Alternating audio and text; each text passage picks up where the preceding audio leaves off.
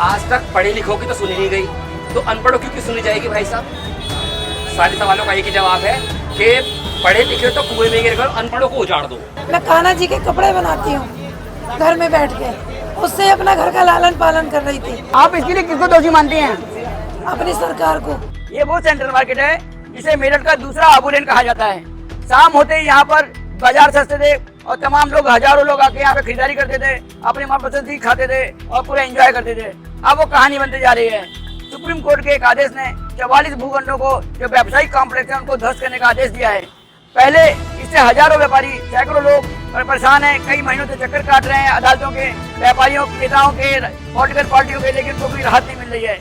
कल जो आदेश आया है सुप्रीम कोर्ट का, उनका कहना है 44 व्यावसायिक भूखंड गिराइए।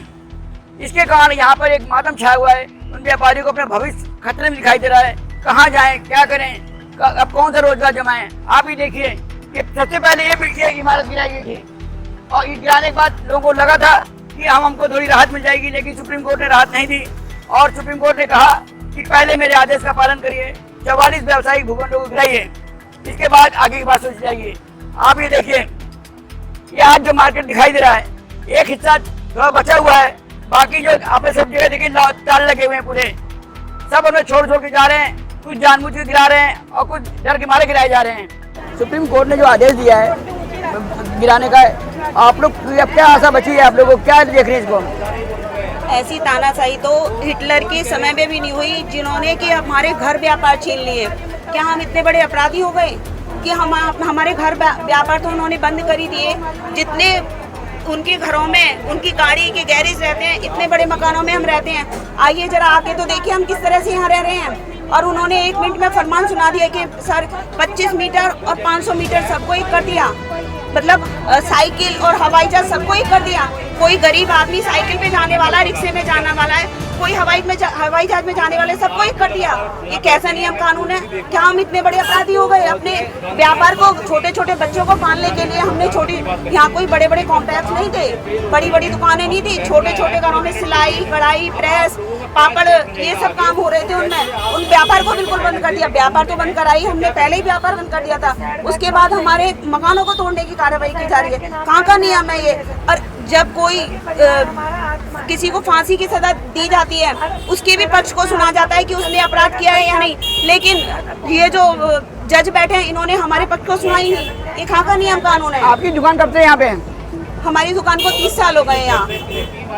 तो आप इसके लिए किसको दोषी मानती हैं? आवास विकास को कि नेहा के नेताओं को कि क्या, किसको मानती हैं? हम सभी को दोषी, आवास विकास को, पूरी सरकार को। सरकार चाहे तो क्या नहीं कर सकती, सब कुछ उनके हाथ में है। हम 3 महीने से धरने पे बैठे हैं। घर में हमारे बड़े, हमारे काम करने वाले बेघर हो गए हैं। हम व्यापार नहीं कर पा रहे। कहाँ से रोड पे क्या सरकार हमें नौकरी देगी? हमारे बच्चों को दो बच्चे हैं मेरे, कहाँ जाएंगे? उनको नौकरी देगी? रोजगार तो देने से। आप देखिए, पुलिसकर्मी भी तैनात हो गए यहाँ पर ताकि कोई गड़बड़ी ना हो। हालांकि गड़बड़ी नहीं होगी क्योंकि लोग नाराज हैं, दुखी हैं, परेशान हैं। इनके भविष्य पे एक प्रश्न खड़ा कर दिया है सरकार ने और सुप्रीम कोर्ट ने, आवास विकास ने। इनका कहना है कि जब बनाया जा रहा था तब आवास विकास कहाँ सो रहा था, तब सरकार क्या कर रही थी? आज जब इनके घर में इनका भविष्य अंधकार में आ गया है, इनका धंधा चौपट हो गया है, बिजनेस चौपट हो गया है, बच्चों को कहाँ पालेंगे, क्या करेंगे? ये तमाम सवाल हैं जिसके जवाब ना सरकार दे रही है, ना आवास विकास दे रही है। और सुप्रीम कोर्ट का जो अपना कल का फैसला है, उन्होंने इनकी नींद उड़ा दी है। क्या नाम है आपका? गीता। नहीं, क्या समस्या है आपको? आपको कितना उम्मीद थी आपको सुप्रीम कोर्ट से? क्या आपको हताशा लगी? क्या हुआ आपको? उम्मीद 100% उम्मीद थी। सब हमारी कोशिशों में लगे हुए थे, लेकिन वहाँ जब हमने कल फैसला सुना, किसी ने भी हमारी हमें बचाने की कोशिश नहीं करी। हमारे छोटे छोटे से घर हैं, अपने बच्चों को लिए हुए हम घर में दुख के बैठे रहते हैं। अपने व्यापार को, अपने घर को खुद ही हम चला रहे थे, छोटी छोटी सिलाई विलाई करके। मैं कान्हा जी के कपड़े बनाती हूँ घर में बैठ के, उससे अपना घर का लालन पालन कर रही थी। व्यापार तो खत्म कर ही दिया, ऐसे तैसे घर सर को छुपाए घर में बैठे थे, वो भी तोड़ने के आदेश दे दिए। बताइए हम कहाँ जाएं? आप इसके लिए किसको दोषी मानती हैं? अपनी सरकार को। हम आवास विकास को, सरकार को। आवास विकास तो हमारे जड़ में रहता है? अगर उसे साइडबैक लेने ही थे, उनने बनने ही क्यों दिए, है ना? अगर पकड़ना है सरकार को, प्रशासन को, तो उसे पकड़े ना जिन्होंने ये मकान बनने दिए। जिन्होंने ये व्यापार करने दिए। हम इसमें हमारी क्या गलती है? बिजली पानी का बिल को हैं? कैसे दे रहे हैं? बिजली पानी का बिल हमसे कॉमर्शियल क्यों लिया गया? कॉमर्शियल मीटर क्यों लगाए हैं? उन अफसरों को पकड़ो ना जिन्होंने रिश्वत ले लेके अपनी कोठियाँ बनाई, अपने बच्चे अफसर बनाए, उनकी कोठियाँ तोड़ो पहले, तब हम तक आओ, क्योंकि मेन जड़ तो वही है। हम थोड़ी है। उसने तमाम लोगों के भविष्य को अंधकार में डाल दिया है। एक तमाम सवाल खड़े कर दिए हैं कि जो इतने सालों से जो अपने व्यापार कर रहे थे, अपने परिवार को पाल रहे थे, अपने बच्चों की भविष्य सुधार रहे थे, अब एक नया सवाल खड़ा हो गया। इस पर आप क्या कहना है आपका? आज तक पढ़े लिखों की तो सुनी नहीं गई, तो अनपढ़ों की क्यों सुनी जाएगी भाई साहब? सारे सवालों का एक ही जवाब है कि पढ़े लिखे तो कुएं में गिर कर अनपढ़ों को उजाड़ दो। अनपढ़ जैसा कुछ ही रहेगा और पढ़ा लिखा अनपढ़ हो जाएगा। समझ सकते हैं ना क्या होना देश का? देश बर्बादी की तरफ जा रहा है और जाके रहेगा। इसे कोई रोक नहीं। इसमें किसको आप दोषी मानते हैं? दोषी हम खुद हैं। मैं किसी और को क्यों कहूँ? क्योंकि आज मैं अगर योगी जी को कहता हूँ तो कल मेरे पे हो जाएगा, एक्शन ले लिया जाएगा। अगर मैं मोदी जी को कहता हूँ तो मेरे पे एक्शन हो जाएगा। दोनों तरफ से घुन मैं ही बनूंगा। आवास विकास का क्या रोल है? आवास विकास को तो वो तो माननीय है, पूजनीय है हमारे लिए। जो उनका रोल है वो तो सब देख ही रहे हैं, वो सब देख रहे हैं। इसमें कोई दो राय नहीं है कि कोई इंसान यहाँ पे ना रोया हो। 75 दिन से लेडीज यहाँ पे धरने पर बैठी हुई है, जिनका कुछ भी आज तक कुछ भी नहीं हो पाया है अभी भी।